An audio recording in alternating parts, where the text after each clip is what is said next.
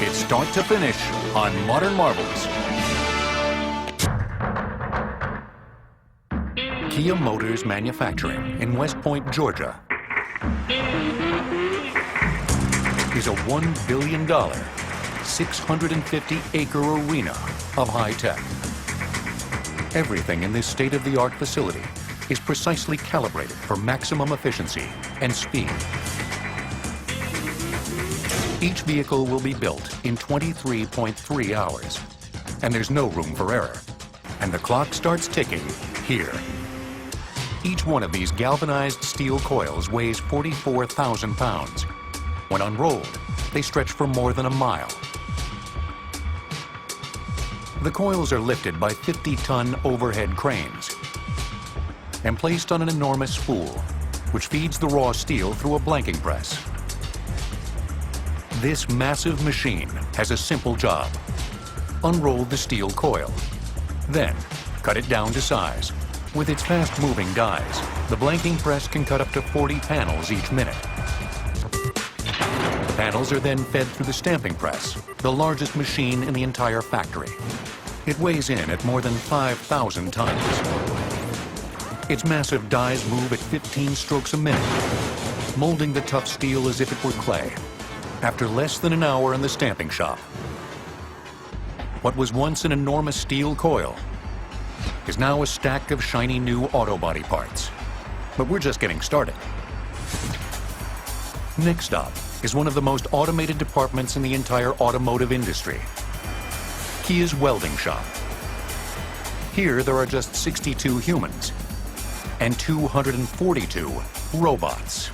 Each vehicle that goes through the welding shop will receive more than 2,000 welds, all performed flawlessly by robots. Human operators could take an entire day to complete a car body. Robots can fuse one together in 90 minutes. It was 1961 when the first industrial robots went to work for a General Motors plant. These robots, called Unimate, were basically mechanized lifters and welders. They were cutting edge for the time, but they still had plenty of drawbacks. But as the decades passed and technology took off, robots with sensors and computer vision became commonplace. Today at Kia, sophisticated robotic systems perform the most difficult, dangerous, and repetitive tasks. From start to finish, the overhead conveyor transports the floor of the car to the body build line, where the vehicle starts to take shape. With their free range of movement and precision programming, industrial robots almost look like they have minds of their own, but they don't. This interface is critical, especially here at Roof Assembly, where precisely choreographed machines have 1 minute to do their job. We got to run a car every 60 seconds, so the robot's got to go in, do its job, and get out of the way in that 60 seconds.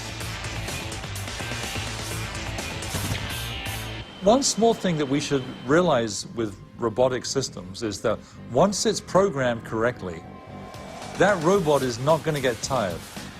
It's not going to make a mistake.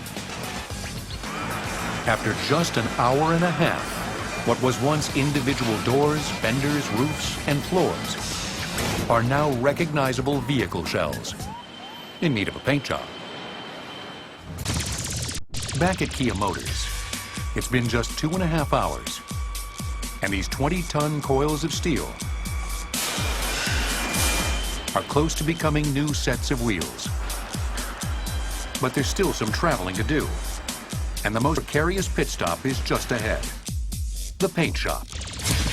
Each new car will spend about 1/3 of its early life in paint. The whole process from this point is a little over 8 hours. There's roughly 6 miles of conveyor in this plant, so it takes a while to travel that. It's way too much of a time investment to risk even the smallest error, so the plant takes extreme precautions here. This shop is as clean as the most sterile operating room. Everything that enters must thoroughly decontaminated. That goes for humans, as well as cars, because the slightest speck of dust can ruin a shiny new paint job.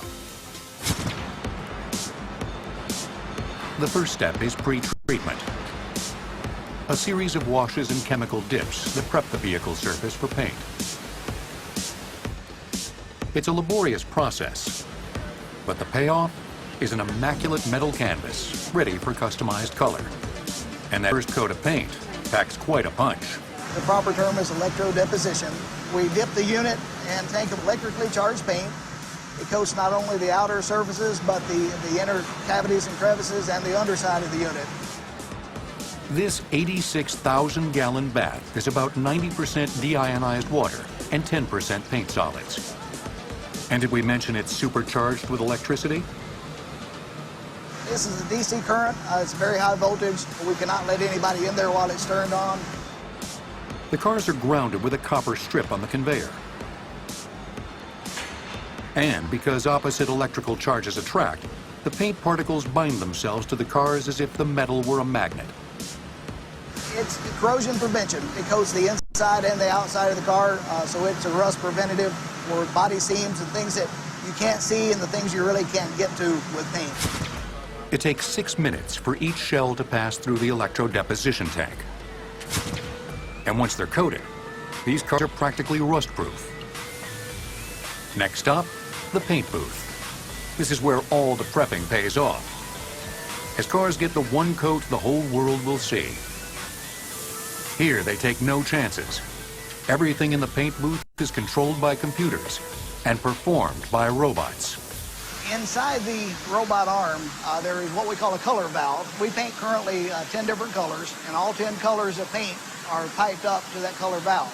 As the unit comes into the robot's work envelope, it knows what color it's going to spray, so it triggers the color valve, and it sprays the color required for that unit. Each car has already been outfitted with an ID number. Computer tracking throughout the factory guarantees that every car gets its required color. We can paint a white car, a red car, a green car in that order, and all we have to do is a quick purge and cleaning of the line that goes out the end of the robot, and then we load a new color in behind it. Flat gray is out, color is in. After 8 hours in the paint shop, we're one step closer to hitting the highway. From start to finish, the paint shop is engineered to prevent costly mistakes. And because of the incredible automation, it can almost run itself.